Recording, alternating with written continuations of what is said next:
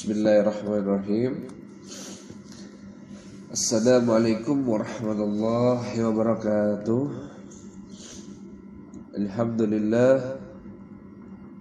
Alhamdulillahi rabbil alamin qayyumus samawati wal ardi mudabbiril khalaiqi ajmain.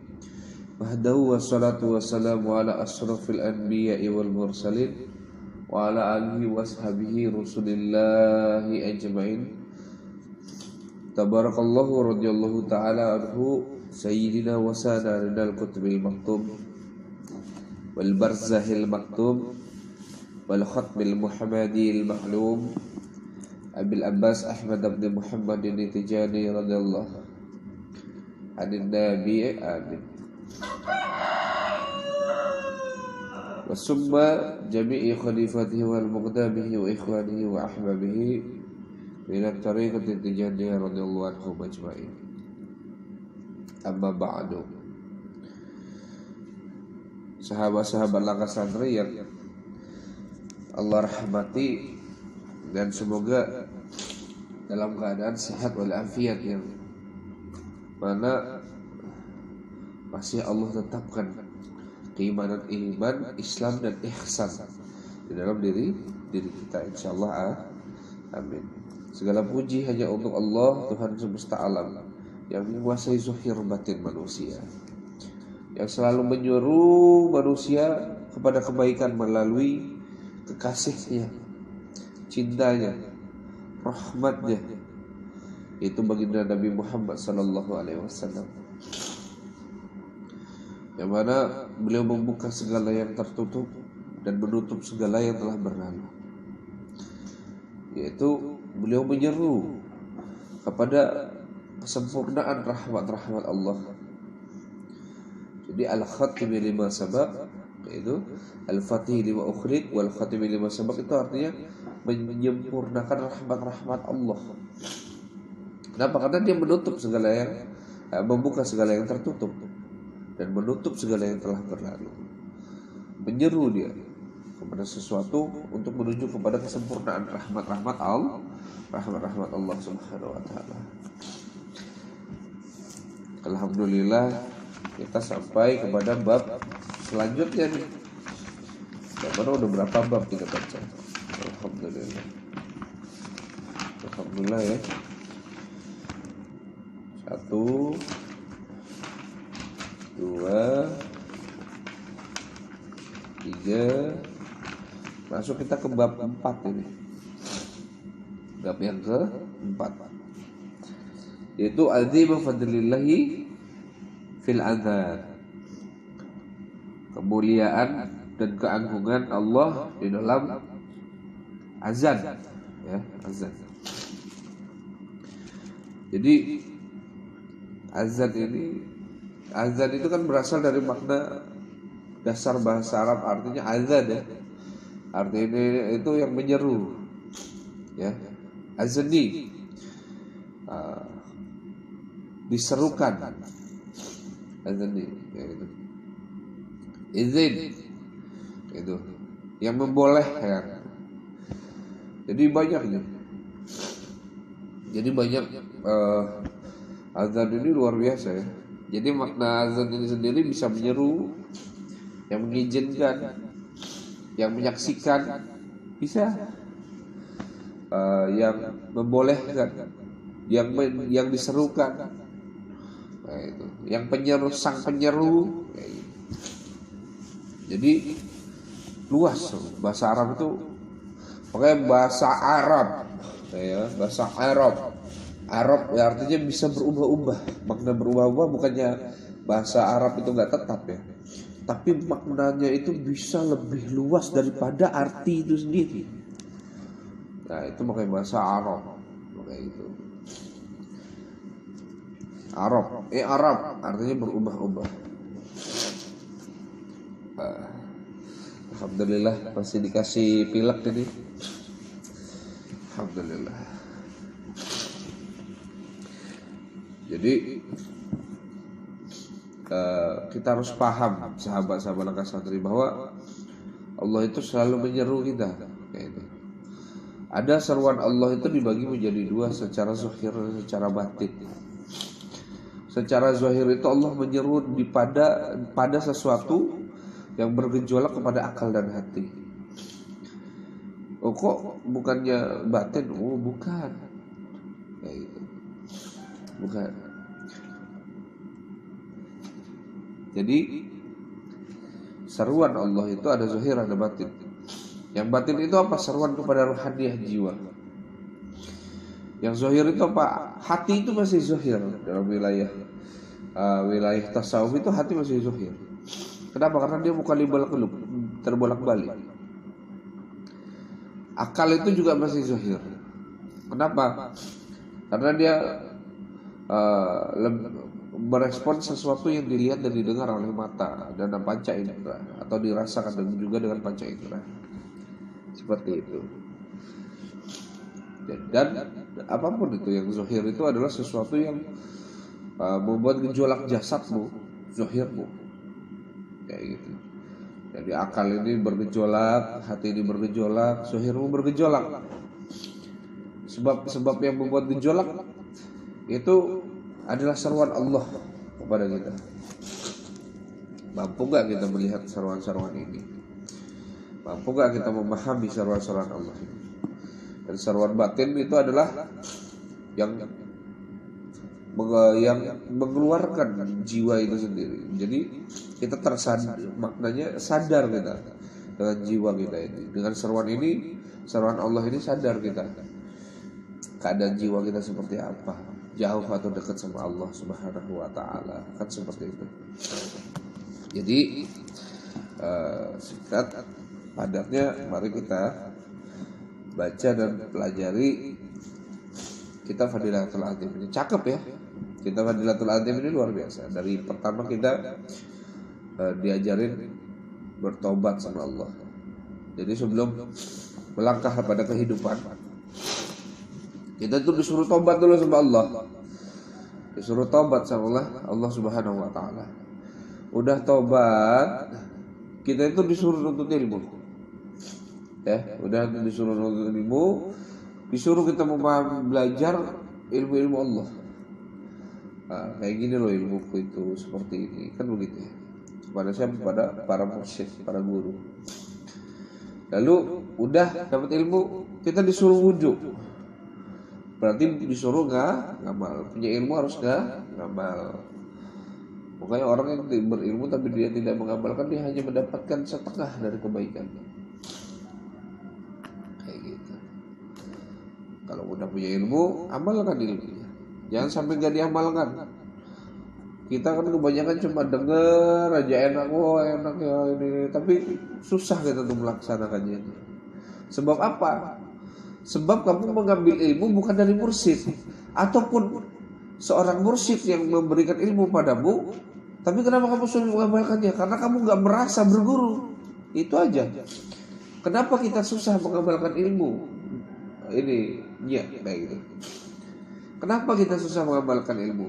Karena hanya ada dua sebab. Pertama, kayak gitu. Karena kamu mendapatkannya bukan dari mursyid. Ya, bukan dari mursyid. Kedua, andai pun itu dapat dari mursyid, kamu gak merasa kamu berguru. Nah, itu. Sehingga apa? Kamu hanya pikir dengerin ilmu yang memang hanya sesuai dengan syahwat nafsumu, makanya kamu gak berguru itu.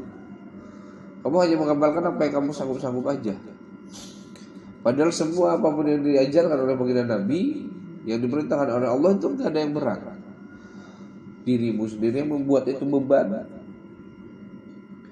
Sesungguhnya Allah gak mengharapkan kesusahan kan? Seperti kajian anak pertama kali, Allah itu gak ngarepin kesusahan kepada hambanya, tapi hambanya sendiri yang bikin susah dirinya sendiri. Gitu. Contoh,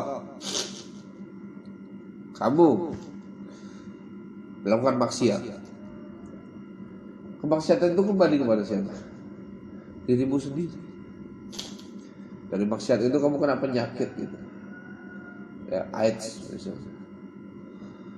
Siapa yang kena AIDS? Dirimu sendiri. Kamu membebani dirimu sendiri.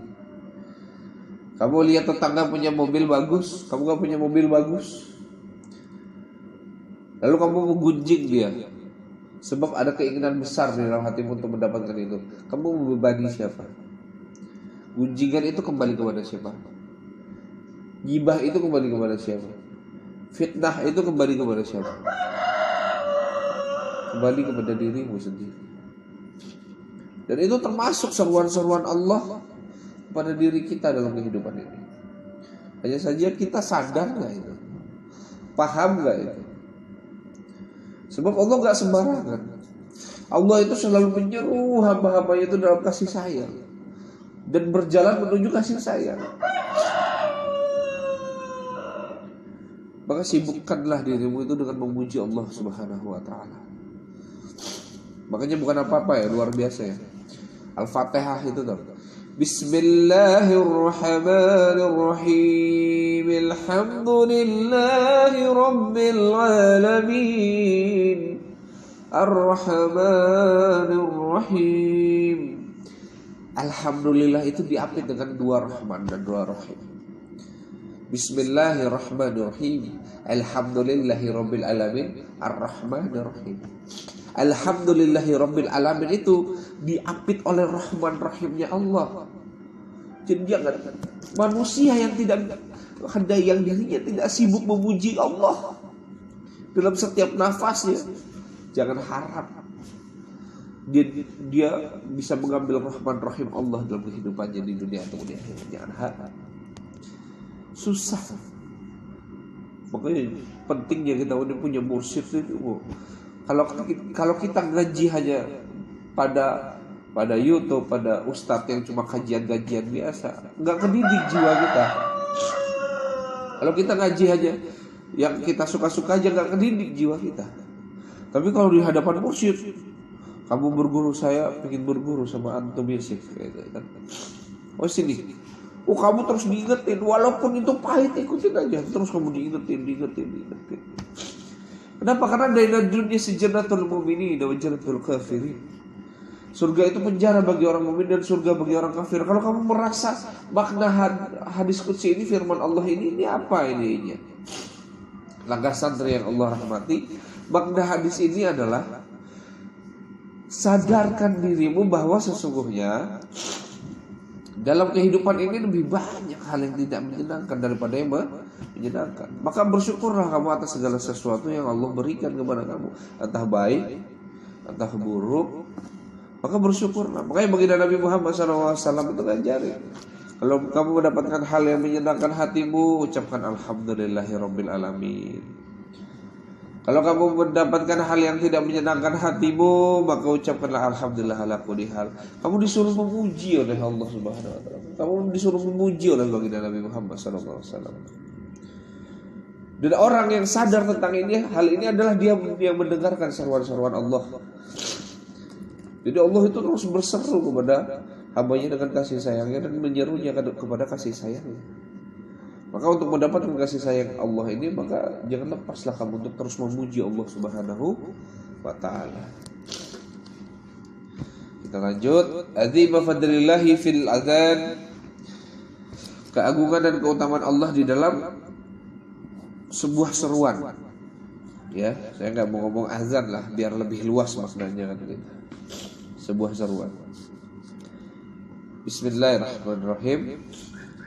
An Muawiyah bin Abi Sufyan radhiyallahu an qala sami'tu Rasulullah sallallahu alaihi wasallam yaqul al-mu'adhdhinu atwalun nasi a'naqa yaumal qiyamah.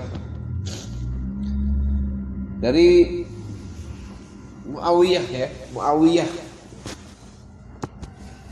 bin Abu Sufyan. Yang mana Muawiyah ini ngomong nih ya. Muawiyah ini ngomong, dia pernah mendengar Rasulullah SAW itu bersabda. Apa itu? Al-mu'adzinu, ya kan? Al-mu'adzinu atwalun nasi a'naqa yaumal qiyamah. Muazzin itu, yaitu muazzin itu lehernya itu lebih panjang gitu. Besok di antara manusia-manusia lain di hari kiamat. Ya, jangan dipikirin kayak hantu Jepang gitu ya. Allah. Bukan. Itu makna leher itu isyarah itu. Isyarah saja gambaran dari Allah agak maksudnya apa? Dia memiliki makom atau kedudukan yang berbeda daripada manusia-manusia yang lainnya, ya. Jadi orang yang mengumandangkan azan ini, kita pahami dulu muazzinu ini adalah azan. Ya, nanti baru kita lebih luas lagi. Muazzinu atwalun nasi a'naqa yaumal qiyamah. Orang-orang yang mengumandangkan azan itu lehernya itu lebih panjang daripada manusia lainnya besok di yaumil qiyamah. Lalu Anas bin Malik, dari Anas bin Malik radhiyallahu an, qala, Anas bin Malik ini berkata bahwa Rasulullah itu pernah bersabda, qala Rasulullah sallallahu alaihi wasallam, "Lau aqsamtu la barartu wa inna ahabba ibadillahi ila Allahi la ru'atu syamsi wal qamari." yakni al-mu'adzinin, wa innahum la yu'rafuna yawmal qiyamati bitulu a'nakihim. Apa itu? Rasulullah SAW bersabda, lau aqsamtu, kayak gitu, bila aku bersumpah nih, kata Rasulullah, la barartu, maka aku akan dibenarkan oleh Allah dan semua makhluk. Jadi kalau baginda Nabi itu bersumpah, ya kan, maka akan dibenarkan oleh semua makhluk. Jadi ini menunjukkan bahwa aku serius loh ngomong begini. Nah, ini yang mau Rasulullah jelasin, ini serius kayak gitu, nggak sembarangan kayak gitu, dan bukan main-main kayak gitu. Kalau aku mau bersumpah dibenerin nih, tapi Rasulullah nggak mau bersumpah kayak gitu. Kenapa? Karena apapun tentang hari kiamat itu pasti. Makanya ini bentuk adab dan akhlaknya serta ilmu maknawiyah serta hikmahnya Rasulullah itu luar biasa. Allah memberikan keilmuan kepada Rasulullah itu sangat sempurna sekali, sehingga Rasulullah itu paham bahwa apapun yang ada di akhirat itu jangan disumpahi, jangan dikosamkan. Beda sama orang-orang zaman sekarang kan, apalagi banyak ulama yang lagi ustadz yang trennya itu karena ini kan sumpah mubahalah kayak gitu kan. Saya bersumpah anak turunan, wah masya Allah, kamu akan Allah hancurkan dunia dan akhir. Astagfirullah, itu nggak baik. Rasulullah aja, beliau dawuhnya aja, kaulnya aja mengucapkan apa? Lau aqsamtu, seandainya aku bersumpah, la barartu, maka aku akan dibenarkan. Kenapa Rasulullah ngomong kayak gini? Karena Rasulullah akan menjelaskan apa yang terjadi di setelah hari kiamat, ataupun ketika hari kiamat di padang mahsyar. Itu Rasulullah ingin menjelaskan ini. Dan apapun yang sudah pasti itu tidak usah disumpahkan. Apapun yang sudah pasti gak perlu disumpahkan. Rasulullah ini akhlaknya luar biasa. Makanya orang yang memiliki akhlak yang baik, orang yang memiliki akhlak yang bagus, dia gak sedikit-sedikit main sumpah. Wallahi enggak. Orang yang berilmu, orang yang memiliki ilmu, benar-benar memiliki ilmu yang Allah ridhoi, itu dia dikit-dikit gak sumpah. Wallahi, demi Allah itu. Nah, orang yang memiliki ilmu dan ilmu itu Allah ridhoi, dia gak akan sedikit-sedikit bersumpah dengan nama Allah. Nah, kita lanjutkan. Lau aqsamtu la barartu, bila aku seandainya saya bersumpah, aku bersumpah, kata Rasulullah, la barartu, maka aku akan dibenarkan. Lalu Rasulullah melanjutkan, wa inna ahabba ibadillahi ila Allah la ru'atu syamsi wa qamar. Sesungguhnya, ya, Sesungguhnya ada tuh hamba Allah yang Allah cintai.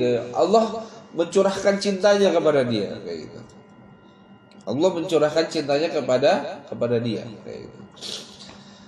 Yang mana curahan cinta Allah ini kayak gitu.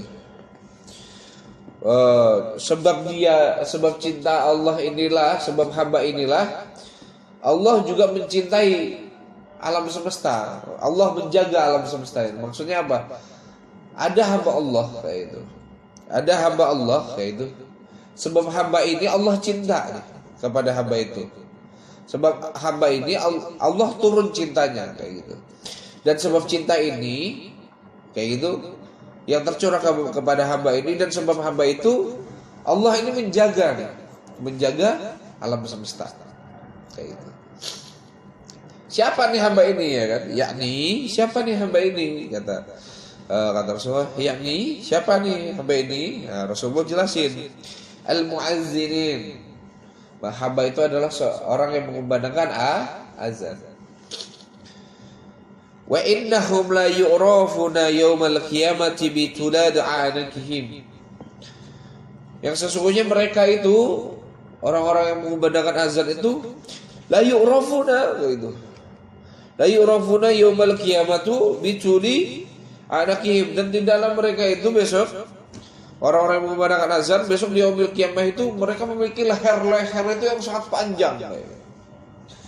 Leher mereka itu sangat-sangat panjang. Nah, dua hadis ini diriwayatkan oleh Imam Muslim fi Sahihul Ibnu Majah wa Ahmad wa Ibnu Abi Syaibah Abu Syuaib wa Tabrani wa Baihaqi wa Abu Awanah wa Abu Ya'la wa Ibnu Hibban wa Ibnu Hamid wa Abu Syahid an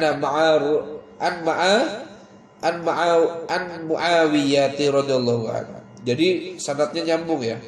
Sanadnya itu dari Imam Muslim. Imam Muslim itu ngambil hadis ini ke Ibnu Majah. Ibnu Majah ngambil hadis ini ke Imam Ahmad. Imam Ahmad ini ngambil sanad kepada ayahnya yaitu Abu Syuaib.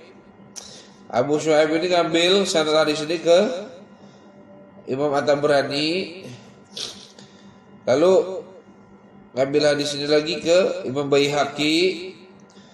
Lalu ke Abu Aunah. Lalu ke Abu Ya'la. Lalu ke Ibnu Hibban. Lalu ke Abdu bin Hamid.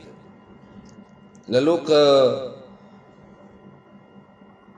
Ibnu Syahin, dan sampai kepada Muawiyah tadi. Itu hadis yang dari Muawiyah tadi kan. Ya al-muadzina atwalun nasi anaqan yaumal qiyamah. Ya. Jadi itu sanad hadisnya itu nyampe ke Muawiyah. Dan ada dari riwayat lain juga hadis ini yaitu dari Imam Ahmad dan dari orang-orang Arab ketika itu. Orang Arab ketika itu tuh, orang Arab kan kalau azan tuh kan enak ya didengar ya. Jadi mereka itu kalau orang Arab azan itu mereka harus dapetin sanad azan gitu. Nah ini salah satu sanad azan. Jadi mereka kalau azan mereka harus dapat dulu ilmu azan kayak gitu. Jadi kama rawahu Ahmad. Jadi Imam Ahmad ada riwayat lain yang mana ini dari Imam Ahmad, dan dia mendapatkan riwayat hadis ini dari semua orang-orang Arab. Jadi ini udah umum lah, hadis ini udah umum. Wa Ibnu Arabiyyah, itu kan, dan sampai kepada Anas, sahabat Anas radhiyallahu anhu. Lalu ada juga riwayat yang lain yaitu dari Abdul Razak an Abu Hurairah ya. Jadi ada riwayat lain yang mana sampai kepada Abdul Razak dan Abu Hurairah juga. Lalu dari Imam Abdul Razak tadi sampai ke Abu Hurairah ada riwayat lain pula dari Imam At-Tabrani yang mana sampai kepada Sayyidina Uqbah sanad hadis ini bin Umar radhiyallahu anhu. Bin Amr Sayyidina Amr radhiyallahu anhu. Nah, itu hadis pertama. Nah, hadis kedua itu rawahu Tabrani fi awsat wa ibni Syahid. Itu. Jadi hadis ini Imam Tabrani di salah satu karya tulisnya ya. Di karya tulisnya Imam Tabrani ini hadis ini masyhur. Dan Ibnu Syahid fi fadailil a'mali wal khatibul بعزادية في تاريخه والديلمي في الفردوس. Jadi ada juga dari kitab-kitab Imam Tabrani dan terletak juga masyhur juga di Imam Syahid. Ya. Di kitab-kitabnya Imam Syahid ini masyhur. Jadi sahabat-sahabat langkah santri, al-mu'adzina atwalun nasi ana qayyaumal qiyamah. Jadi para muazzin itu lehernya panjang-panjang. Lehernya itu panjang daripada manusia yang lainnya. Gitu ya. Besok di hari kiamat. Bahkan Rasulullah aja kalau saya mau bersumpah itu pasti dibenarkan, tapi Rasulullah enggak mau karena sebab memiliki ilmu yang luas dan akhlak yang luas serta rahmat Allah tercurah kepada hatinya. Itu Rasulullah nggak mau sedikit-sedikit bersumpah. Makanya ciri-ciri orang yang memiliki ilmu, dia memiliki hikmah. Orang yang memiliki hikmah, dia mendapatkan rahmat. Orang yang mendapatkan itu semua, dia nggak sedikit-sedikit bersumpah hanya gara-gara digelar ustadz ataupun ulama. Dia merasa dirinya ustadz atau dirinya ulama, dia sembarangan bersumpah. Nah, ini adalah bentuk kejahilan, kebodohan orang-orang yang memang hanya mampu bertutur kata saja, tapi sedikit keilmuannya tentang agama Allah ini. Yang mana di hadis kedua ini dijelaskan bahwa wa inna ahabba abadillahi ilallahi la ru'ayatu wasyamsi wal qamar. Itu bahwa sesungguhnya ada nih hamba Allah, sebab hamba Allah ini turun cinta Allah. Dan sebab turun cinta Allah kepada hamba ini, maka sebab hamba ini Allah menjaga alam semesta. Maksudnya apa? Selama hamba ini ada, tidak akan terjadi kiamat. Kan kayak gitu. Yakni, tahukah kalian itu siapa? Kata Rasulullah, al-muazzin, orang-orang yang mengundangkan azan. Maksudnya orang-orang yang masih menyebut Allah kayak gitu. Wa innahum la yu'rafuna yaumal qiyamati bi turi aqnakihim. Dan sesungguhnya mereka itu, yaitu besok di hari kiamat itu sangat dekat. Nah, itu. Dia itu memiliki kedekatan yang khusus kayak itu. Sehingga mereka di yaumil kiamat itu memiliki leher-leher yang hampir mendekati rahmat-rahmat Allah itu. Jadi panjang-panjang lehernya. Nah, kita lanjutkan. An-Ibni Umar radhiyallahu anhu. Dan dari Ibnu Umar radhiyallahu anhu, qala, dia berkata, qala Rasulullah sallallahu alaihi wasallam, yang mana Rasulullah sallallahu alaihi wasallam itu pernah bersabda, al-mu'azzinul muhtasibu ka syahadil mutasyahhid fi damim yatamanna 'ala Allah ma yashtahi bainal azani wal iqamati. Apa itu dari Ibnu Umar, yang mana dia berkata bahwa Rasulullah itu pernah berkata, jadi dia menyaksikan ya, Rasulullah yang bersabda dawuh itu apa, al-mu'azzinul muhtasib,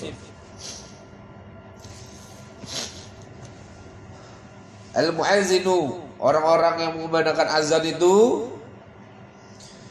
al-muhtasibu, itu akan dihitung. Orang-orang yang mengumandangkan azan itu akan dihitung, kata Rasulullah. Kasyahid al-mutasyahid fi damim, sebagai orang-orang yang mati syahid di dalam peperangan, sebagai orang-orang yang mati di dalam peperangan dan dia mati dalam keadaan syahid. Jadi orang-orang yang mengumandangkan azan itu, kata Rasulullah, Mereka akan dihitung sebagai orang-orang yang berperang di jalan Allah, lalu dia meninggal dunia, lalu meninggal dalam keadaan syahid. Dan darahnya itu Allah harumkan, itu darah orang yang mati syahid itu kan Allah harumkan ya. Malaikat yang menyolatkan. Terus Allah naikkan beberapa derajat kemuliaan. Masya Allah, luar biasa. Jadi gak perlu berperang zaman sekarang. Untuk berjihad fisabilillah, kamu gak mesti demo, kamu gak mesti berperang, kamu gak mesti ke Palestina, kamu gak mesti ke Afghanistan, kamu gak mesti ikut ke negara-negara konflik. Cukup kamu mengumandangkan azan udah. Sebab apa? Sebab kamu mencari pahalanya kan? Kamu mencari pahalanya, kamu mencari rahmat dan ridha Allahnya. Tapi kalau kamu kekeh dengan syahwat nafsumu, ya kamu beribadah hanya dengan karena syahwat nafsumu. Maka Tuhanmu syahwat nafsumu, bukan Allah Subhanahu wa taala.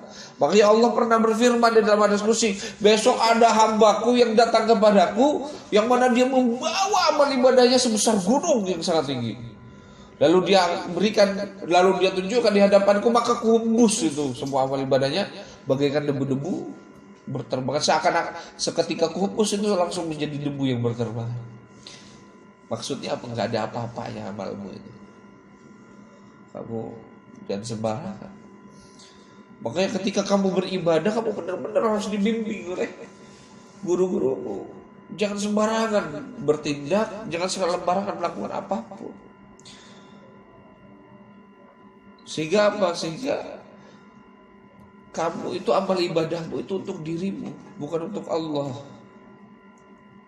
Makanya kalau ulama-ulama dulu, orang yang beribadah untuk Allah itu orang-orang yang sombong gitu.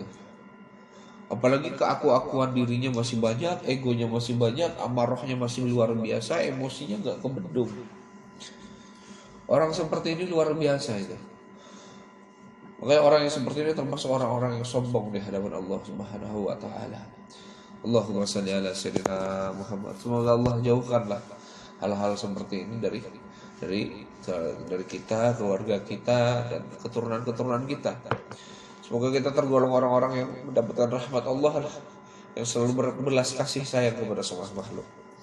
Amin Allahumma amin. Kita lanjutkan. Al-mu'azzinul muhtasibu.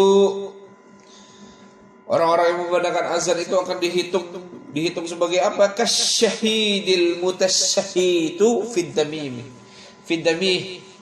Apa itu? Dia akan dihitung sebagai orang yang wafat dalam berperang di jalan Allah, lalu dia meninggal dunia tertumpah darahnya sebab peperangan itu, maka dia mati dalam keadaan syahid. Jadi dihitung sebagai orang yang syahid dan darahnya harum gitu.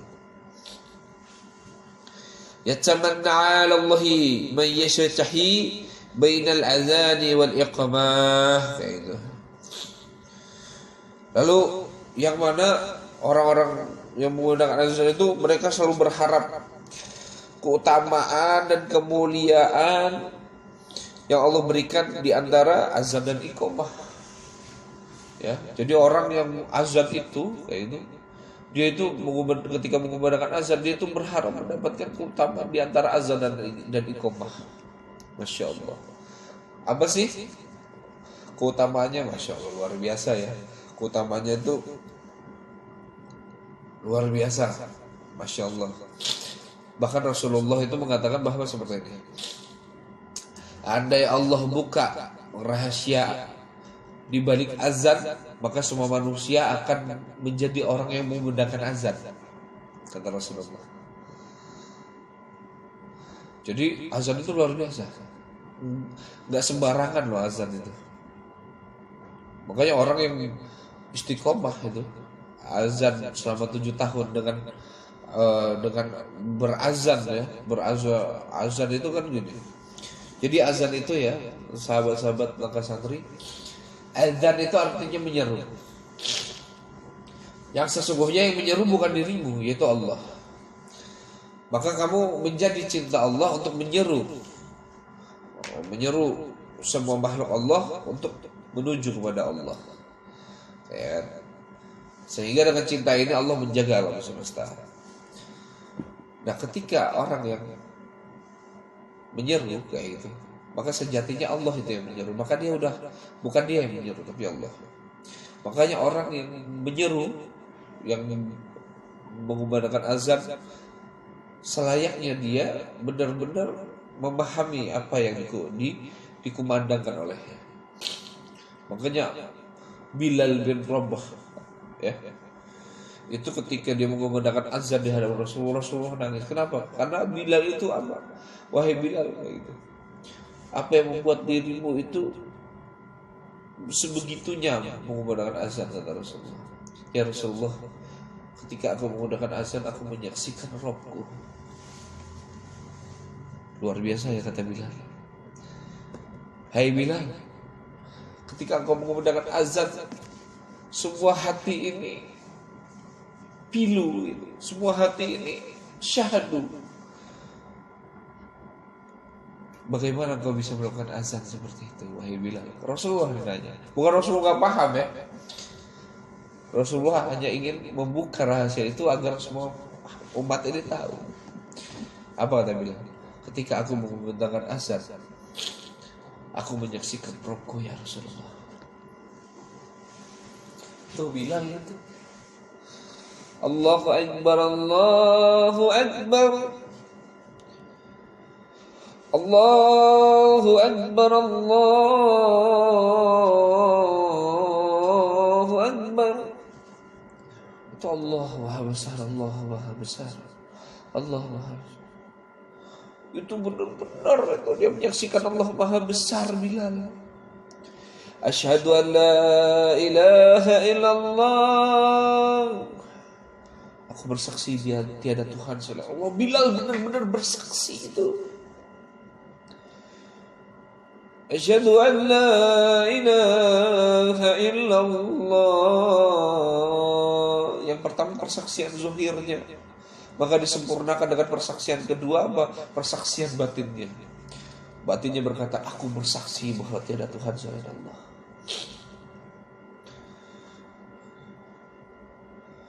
Asyhadu anna Muhammadar Rasulullah.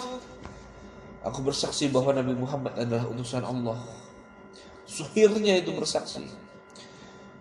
Asyhadu anna Muhammadar Rasulullah. Maka batinnya yang bersaksi. Aku bersaksi bahwa Nabi Muhammad adalah utusan Allah, Nabi dan Rasulullah. Udah benar dia menyaksikan kebesaran Allah, udah mantap persaksiannya kepada Allah dan Rasulnya, baru dia menyeru, hayya 'alas salam. Baru tuh udah hilang. Bukan dia yang menyeru, dia menyeru sebab Allah yang menyeru. Makanya Allah berfirman dalam hadis qudsi, bila aku telah cinta kepada hambaku, aku akan menjadi lisannya, aku akan menjadi matanya, aku akan menjadi pendengarannya, aku akan menjadi degup jantungnya. Yang manapun Allah berfirman dalam Al-Quran, aku lebih dekat daripada urat lehermu. Luar biasa loh. Sebab ketika seseorang ini menyeru, maka orang yang ketika menyeru masih ada keaku-akuannya, masih ada egonya, hawa nafsunya, maka seruannya hanya menjadi pengakuan dirinya saja. Makanya Bilal ketika diazan selalu menangis. Seperti itu sahabat Al-Qasri. Allahumma shalli ala Sayyidina Muhammad. Setelah dia menyeru apa? Diajak orang sholat. Lalu hayya 'alal falah, ayo menuju kepada kemenangan.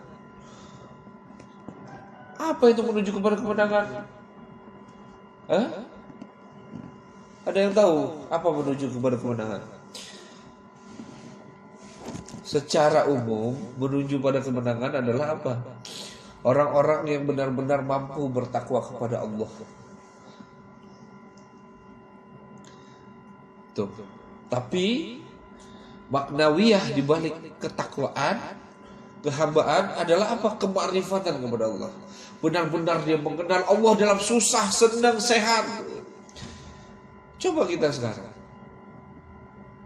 kita sholat, kita zikir, tapi hati kita masih guncang dengan sesuatu yang memang, wah saya masih punya hutang ini, wah saya ada hutang tuh sama dia, kita masih terguncang dengan susah dan senangnya diri kita dan orang lain. Kita ini masih mudah terguncang. Sebab apa? Karena kita belum mengenal Allah. Bagaimana? Seperti Allah itu sangat mengenal kita. Kita itu belum bisa mengenal Allah secara sempurna. Makanya kita gak akan pernah menang.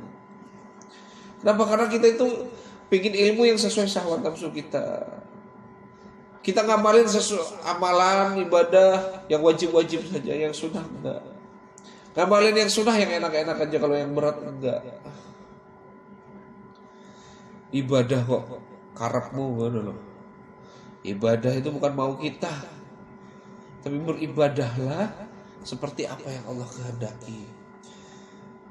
Karena ketika kamu beribadah, bukan kamu yang beribadah, tapi Allah mengkaruniakan ibadah itu kepada kamu, sehingga kamu melakukan ibadah itu, dan sehingga kamu bisa beristiqomah atas ibadah itu. Ini kan kita ini merasa bahwa kita itu mampu bertakwa kepada Allah, sehingga apa? Ketakwaan itu melahirkan kesombongan di diri kita. Coba. Kita ini kalau udah merasa alim nih, udah pakai jilbaban, jadaran gitu ya, udah merasa paling baik gitu dari orang lain. Mudah banget menilai orang lain ya. Masya Allah. Allahumma sholli ala sayyidina Muhammad. Kita ini kalau udah pakai gamis, pakai sorban, pakai peci, mudah banget hati ini menimbang-nimbang dan menilai orang lain. Wah, lihat aja ada orang begini. Wah, lihat ada orang yang gini. Ih, astagfirullah. Ih, orang itu kok kayak gitu banget. Ya Allah, kotornya hati ini. Begitu tuh. Ketika ketakwaan tanpa bermakrifah kepada Allah, mengenal Allah, maka ketakwaan itu hanya akan melahirkan kesombonganmu saja. Dan ketika engkau sombong, kau hanya menjadi tandingan Allah Subhanahu wa taala. Makanya ketika Allah ketika kamu memiliki ilmu, ketika kamu merasa memiliki ilmu, takwa, mampu beramal ibadah dengan baik, tapi kamu merasa melakukan itu, maka kamu hanya menjadikan dirimu tandingan Allah Subhanahu wa taala, yang mana sesungguhnya Tuhanmu sendiri yang mengaruniai karunia yang luar biasa itu kepada kamu. Tapi kamu memakai kesombongan di diri kamu, maka kamu menjadi tandingan Allah dan musuh Allah ketika kamu sombong di hadapan-Nya. Makanya orang yang seperti itu enggak lemah. Wah, ujian hidupnya luar biasa, lalu disibukkan dengan susah senang. Lalu di mana kemenangan? Hayya 'alal falah. Itu baru kemenangan zahir. Bagaimana batinmu bisa menang? Makanya para ulama dulu itu ada taholi, tajalli. Yang mana untuk melewati ini mampu tuh manusia itu bertazkiyatun nafs, membersihkan jiwanya sehingga dia mampu untuk bermakrifah, hadir, bertakaruf, jiwanya wukuf kepada Allah. Wukuf. Diam, jiwanya benar-benar dia sujud hatinya, bisujudil qalbi, dia sujud hatinya dan tidak akan pernah berdiri lagi. Udah hatinya udah sujud tuh kalau udah takholi tajalli, lalu di atas tazkiyatun nafs yang mana dibimbing oleh para mursyidnya, para murabbinya, para muqaddamnya, sujud hatinya dan dia enggak akan bangkit lagi. Maka sampai mati jiwanya bersujud ke hadapan Allah Subhanahu wa taala.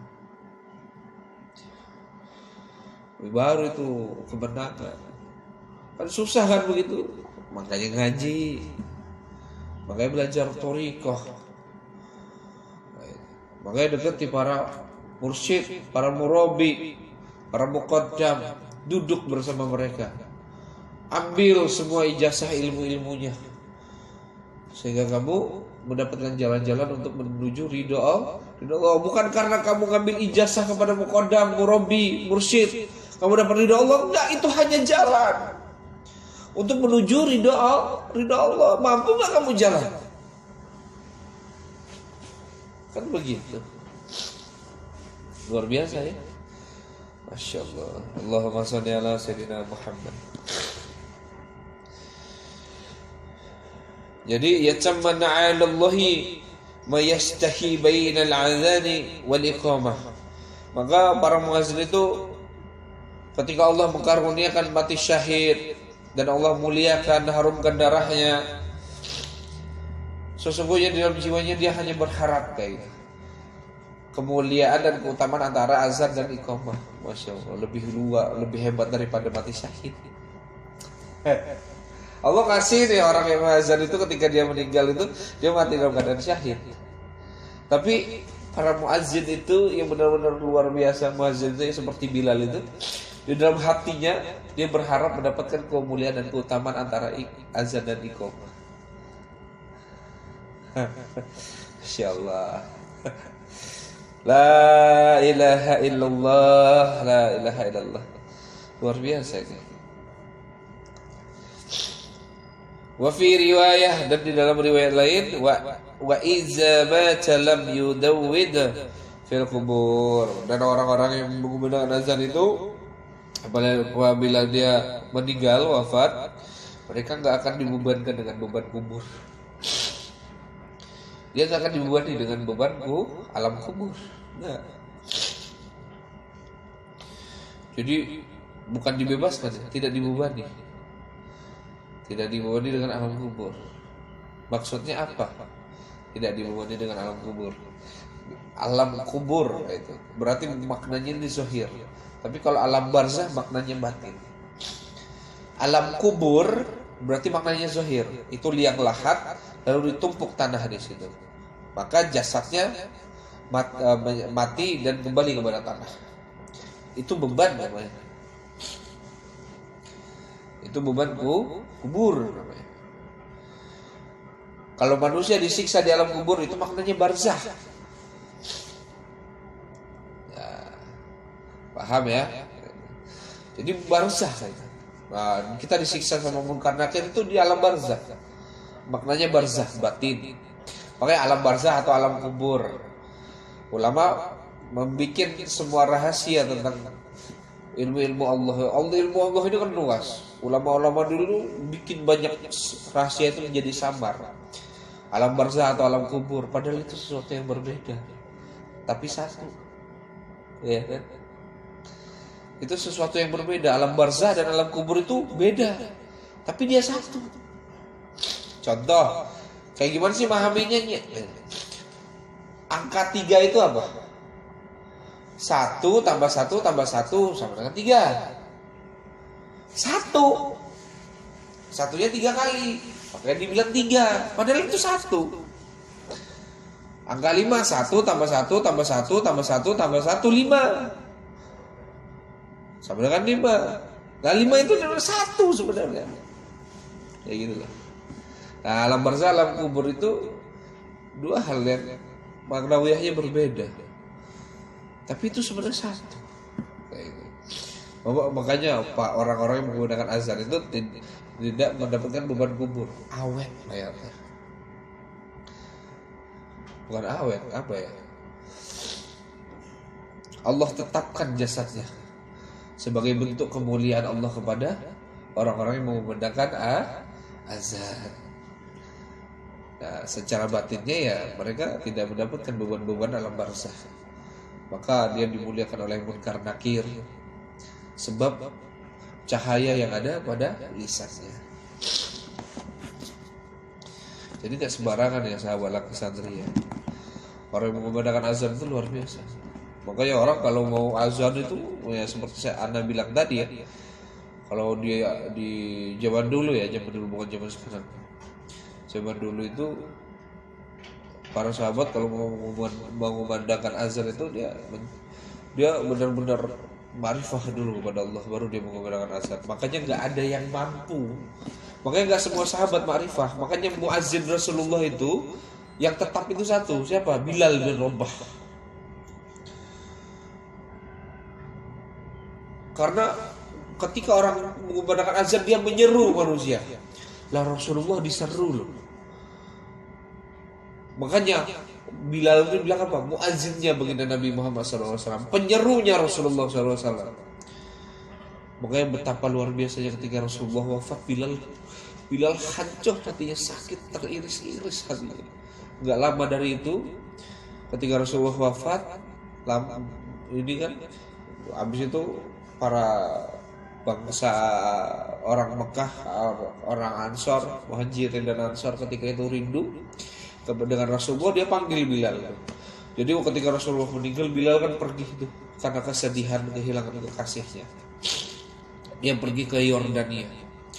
Dia tinggal di sana, dia berdagang di sana selama, kalau nggak salah selama 2 tahun atau 3 tahun dalam sebuah riwayat di kitab apa? Hayatus Sahabah itu.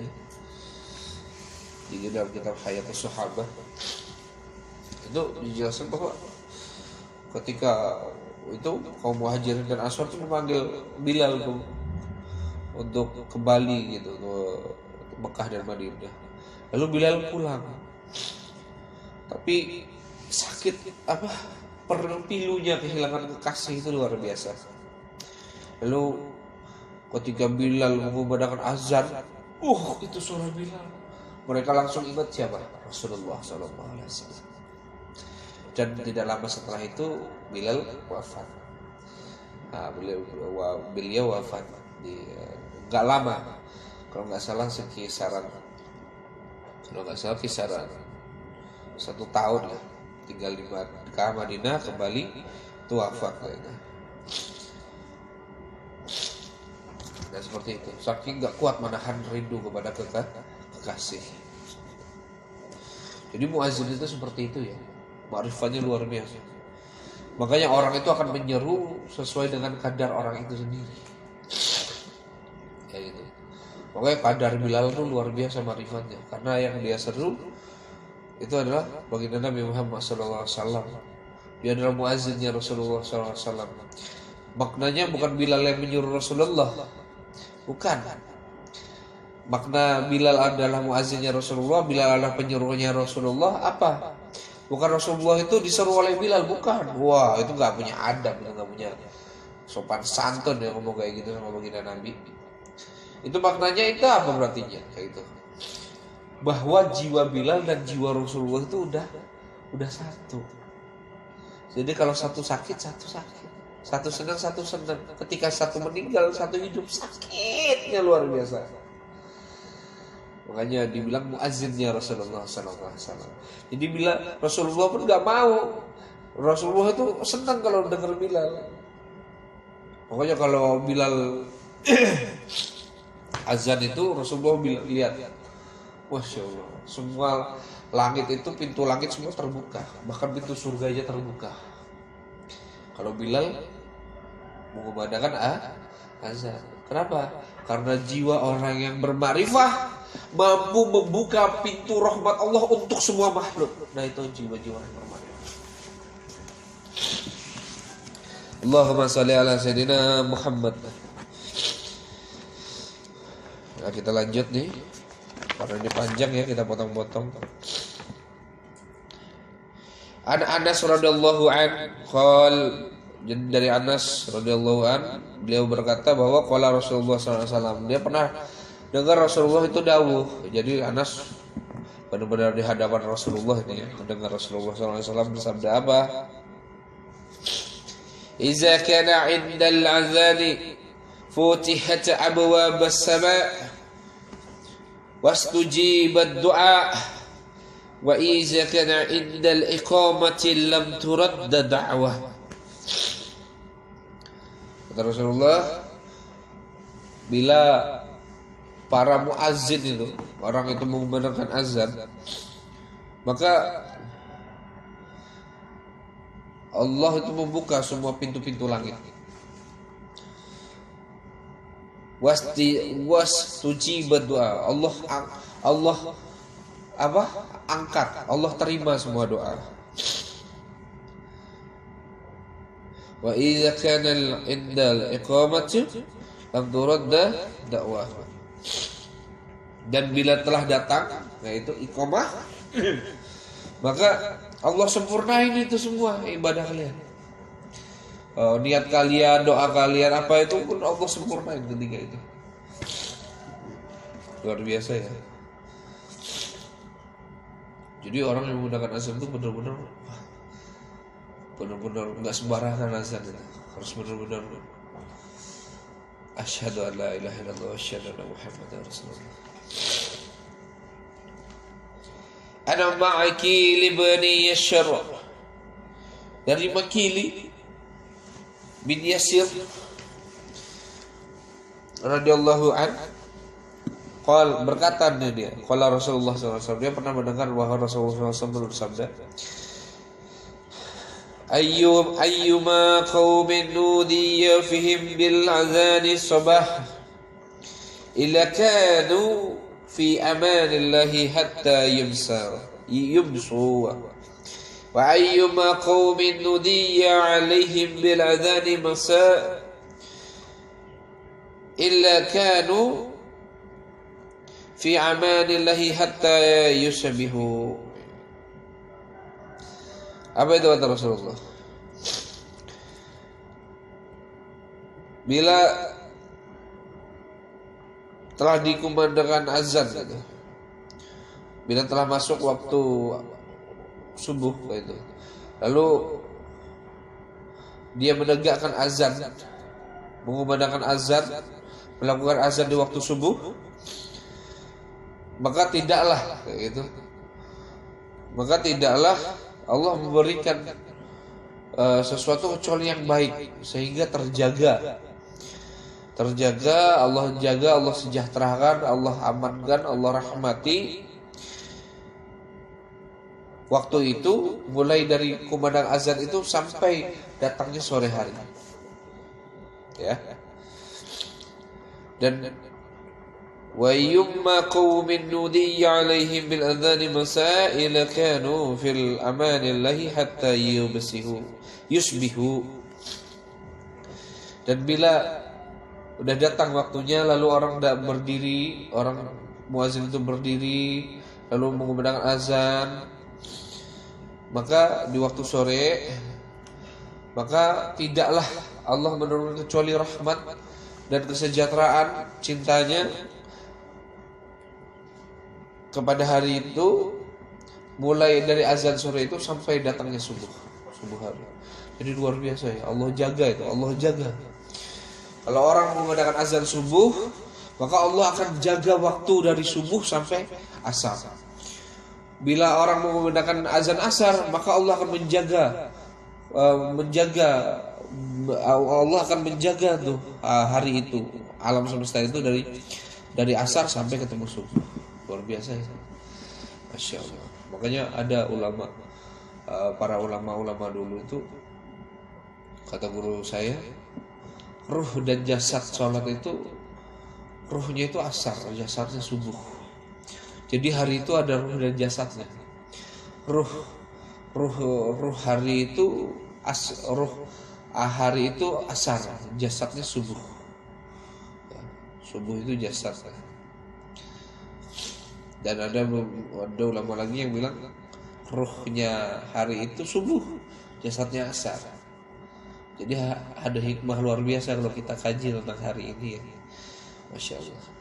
Jadi antara subuh dan asar ini memiliki makna. Gak usah kita debatin ya.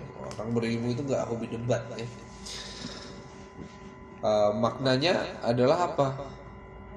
Di antara subuh dan asar ini memiliki rahasia-rahasia Allah yang luar biasa.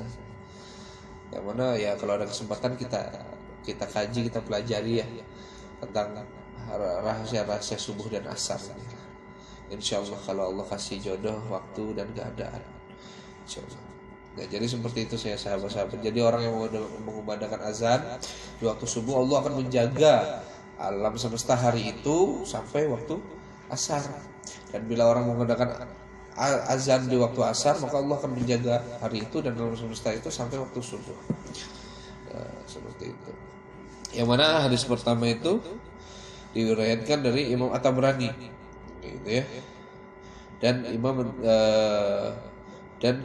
Imam Dailami, gitu. Dan juga Hadis kedua diriwayatkan dari Abi Syaibah wa Abu Ya'la wa Abu Syekh fil Adan, yaitu Ibnu Najir. Dan hadis kedua itu diriwayatkan oleh Imam At-Tabrani. Nah, untuk kajian hari ini mungkin hanya segitu aja dulu. Kenapa? Karena ini juga lumayan panjang ya. Insya Allah kita lanjutkan lagi nanti. Semoga ada Allah kasih jodoh, kesempatan waktu, rahmatnya, sehingga bisa kita kaji makna azannya lebih luas dan lebih dalam lagi, sehingga kita benar-benar dengan azan ini bisa mendekatkan diri kita kepada Allah, bertakarub kepada Allah, wukuf jiwa kita di hadapan Allah, dan kita terus hatinya sujud di hadapan Allah dan tidak pernah mengangkat kepala, terus bersujud di hadapan Allah Subhanahu wa taala. Insyaallah, bila ada kesalahan ataupun ada kekurangan, saya mohon maaf. Wa akhirul kalam, wallahu muwaffiq ila aqwamit. Assalamualaikum warahmatullahi wabarakatuh. Allahumma shalli ala sayyidina Muhammad.